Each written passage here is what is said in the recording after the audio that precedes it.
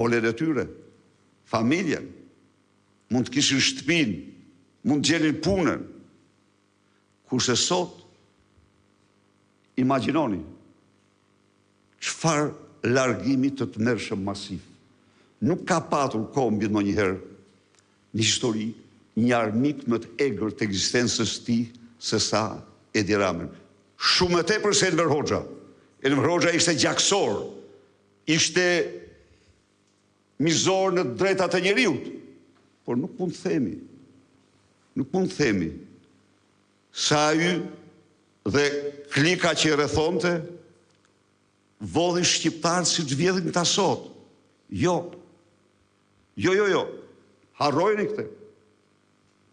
Ata kishin paranojat e tyre në përdorimin e buxhetit, kurse këta vjedhin në mënyrë të pa imagjinueshme. Shkoni, gjeni djegësin e Tiranës, 130 milion euro ka vjedhë Edi Rama me Rën Velin. Secili për jush po të marrë një bicikletë apo të shkojë të shohë në sharë, gjurmë djegësi nuk ka. Dëgjoni për Akshin. Qa ndodhë në Aksh? Në Aksh është Baxhanaku i Edi Ramës. Armand Frangu e kemi denoncuar me dhjetra herë. Aty çdo tender do ta fitonte ky në një kohë kur ky kishte një kapacitet sipërmarrës shumë modest dhe nuk diskriminoi, po aq ishte. Tani ky nuk mjaftohej me tendrat që i fitonte vetë, por mirëte edhe preshtonome dhe futej veti tretin tender, po ishte vetëm ky, Frangu. Dhe nëse dilte një i vërtet, çfarë pësonte i vërteti? Merrej peng. A mund të imagjinoni ju? A mund të imagjinoni për një moment një sipërmarrje shtetërore, sa është agjenci shtetërore. Agjenci shtetërore të marrë peng biznismen pse guxojnë të paraqiten në tendra siç është ligji, siç është rregulli, siç është gara. Pra, dhe kjo ndodh në kofshtin privat të Edi Ramës. Akshin.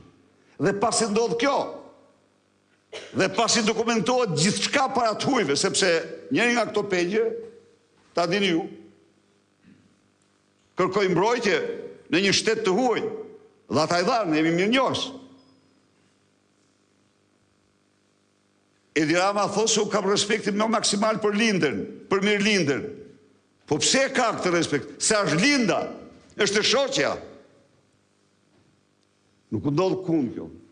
Ja u them unë, në këtë shkallë nuk dëgjon kund. Atëherë, po ju ku janë të rinjt sot? Të rinjt sot duhet të marrin rrugët e dheut dhe në shpinë, në një qese duhet të marrin dhe ëndrrën e tyre. Në rrugët e Europës, rrugët të botës, sepse në Shqipëri se ndërtojnë do të atërën. Jo se ndërtojnë. Se ndërtojnë do të sepse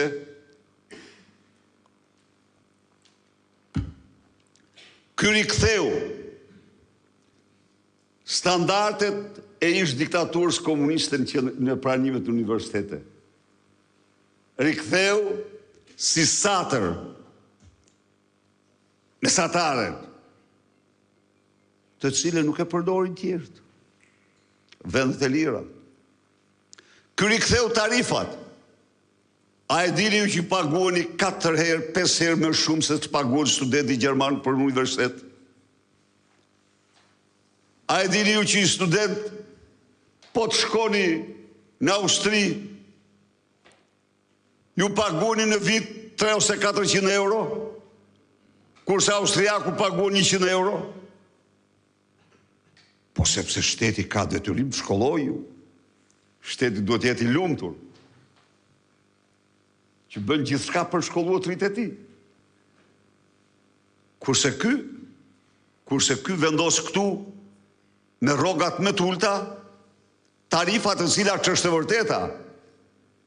49% familjeve shqiptare që janë në rrezik varfërie nuk e lejojnë të shkollojnë më shumë se një fëmijë. edhe atë me shumë sakrifica. Po pse?